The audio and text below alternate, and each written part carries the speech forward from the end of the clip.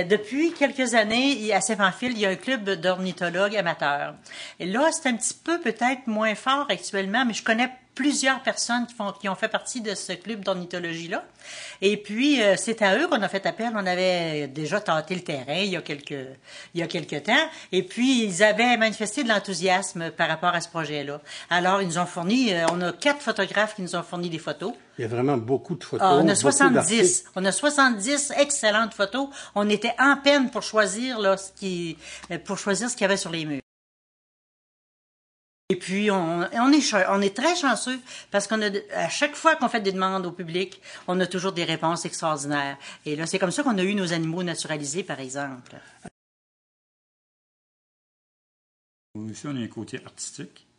Puis il y a même un côté philosophique où, de l'autre côté, on a des proverbes sur les oiseaux, l'origine de certains proverbes, qu'est-ce que ça veut dire. Il y a comme des liens qui se font à mesure. Comme là, on a dit les œufs. Les œufs, les oiseaux, c'est évident. Les caméras, les oiseaux, ça peut aller parce que ça prend la caméra pour prendre des photos là. Ensuite, qu'est-ce qu'on a? On a des nids, les cavernes d'oiseaux, la construction d'un nid de martinet, la construction d'un nid d'hirondelle, c'est comment? Et tout ça s'enchaîne. Culturel Godin d'Art, c'est un organisme qui promouvoit les arts, la culture et le patrimoine dans la région de l'Île-et-Sud. Présentement, on a un foyer culturel ouvert à Saint-Pamphile. À cet endroit, on fait des expositions, on fait des ateliers d'art, sculpture, peinture, etc. Vous invitez des gens à enseigner la peinture? À enseigner, exactement, faire des ateliers de création à ce niveau-là. Normalement, c'est l'hiver et l'automne. Ensuite de ça, on fait des activités à caractère culturel. Donc, à chaque année, on fait une pièce de théâtre, par exemple, au mois de novembre. Ça fait déjà, même, c'est la 6e année qu'on fait ça.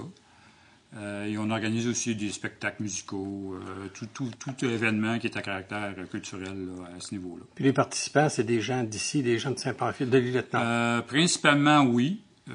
Sauf, je dirais peut-être pour les spectacles musicaux, ces choses-là, oui, on privilégie des gens du coin aussi. On est là pour faire la promotion de ces gens-là, de ces talents locaux-là. Mais aussi, on va en chercher un peu dans dehors, surtout pour,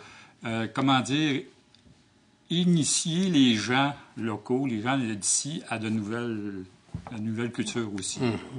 On les amène, par exemple, dernièrement, on a fait un spectacle avec Tierra Nuova, qui est un groupe de flamenco. Les jeunes dans le coin ont été très surpris, très envoûtés aussi en même temps, mais qui ont découvert une nouvelle saveur. Et, on est assez nombreux, mais aussi, séparés par groupe, parce qu'on a comme un conseil d'administration formé de 7 personnes, dont je suis le président. Et on a aussi un comité local qui s'occupe spécifiquement du foyer culturel de Saint-Pamphile, qui, eux, vont s'occuper de faire justement les expositions, comme on voit présentement, les oiseaux, là, à Tire-d'Aile. Eux sont vraiment là, attitrés pour ça, mais aussi, on a un comité théâtre, pour faire la pièce de théâtre annuelle, parce que cette pièce-là, cet événement-là, demande quand même une préparation annuelle sur toute l'année. Oui, et aussi, on a un comité spectacle. Et aussi le patrimoine à ce niveau-là. Un des mandats du centre culturel, c'est de récupérer des objets que les gens veulent se débarrasser, par exemple, et nous, on va les archiver ici et en faire une historique de cet objet-là. Une exposition éventuellement. L'année dernière, déjà, nous avons organisé une exposition, justement, pendant la période du Festival du Bûcheux. On a, une exposition sur les outillages anciens, sur les outils anciens. Et là, on s'est aperçu, en recueillant ici et là des outils anciens, que nos aînés, il y avait toujours du bois dans l'outillage. Une varlope, par exemple, il y avait du bois après, et c'était toujours bois et métal, fer, là.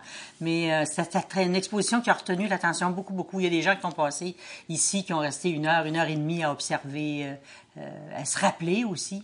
Une de nos forces du centre culturel, c'est de faire un appel à la population. Quand on organise une exposition, ce qu'on fait, c'est qu'on demande à la population, on passe une annonce, puis on lui dit, telle thématique, on veut exploiter cette thématique-là. Et les gens, ils viennent nous porter des objets. L'idée derrière ça, c'est de susciter plus d'interactivité. D'interactivité, un sentiment d'appartenance aussi auprès de la population, une certaine fierté. aussi. Par exemple, au niveau de l'exposition l'année passée, les outils, c'était des outils sur le bois. On a eu au-dessus de 300 objets différents, robots, scies, toutes sortes d'objets qui a suscité quand même un très grand intérêt. Puis même, il s'en ajoutait toujours continuellement en cours de route. Même lorsque l'exposition s'était ouverte, il y avait des objets qui s'ouvraient, qui s'ajoutaient par la suite.